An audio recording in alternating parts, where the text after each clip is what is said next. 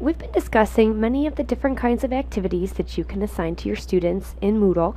I'm going to go ahead and open up the Add an Activity drop-down menu, and we can continue talking about assignments.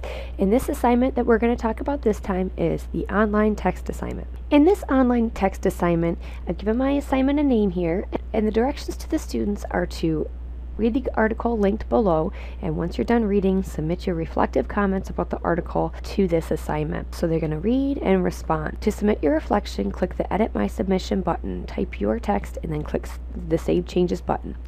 You will have until July 23rd, 11:55 to submit or update your assignment. This is where we're going to put the article. We're going to hyperlink it because the article is found online, and you could also attach a file that you have saved to your computer.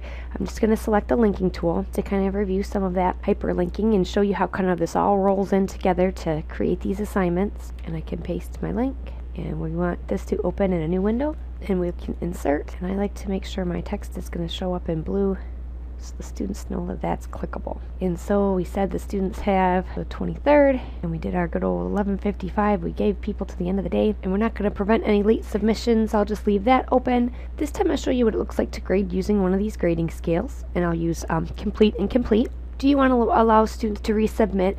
I want to say yes to this because I would like, up until that due date, if students want to come back and add to their submission, I would like them to be able to do that. I'm not going to apply group mode to this, and I'll just go ahead and say that I want to save and display. And here we have our directions to our student. And when they want to submit the reflection, they're going to add submission button here. And this is our date here when it's available.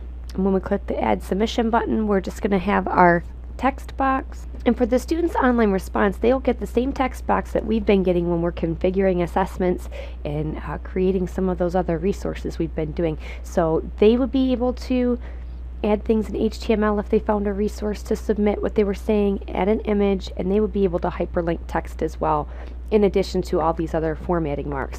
The students' online text could be as long as you would like it to be. And I'm going to go and just paste some text in here and save changes. Here my changes have been saved, and now I can say edit my submission if I want to go back and make any changes to that up until that due date. And for the teacher, it's going to say view one submitted assignment up in the corner, and just as it looked before, we just go and click on the grade link. Here the word count is very nice, so depending on, you may have some sort of requirements about how long you want that to be, so you're always going to get a word count, the student submission, and then you have the option to grade, and we were going to do this on a complete incomplete scale, and this is where you can type in some direct feedback to the students in regards to their submission. And then I'm just going to say save changes. Now we have our students' grade that has been logged in the grade book, and we could update that if needed here. So in this type of assignment, we don't do any uploading of files. This is just a place for students to compose text and send that to you. It was easy to configure, and I hope you have some good uses for this with your students. Thank you.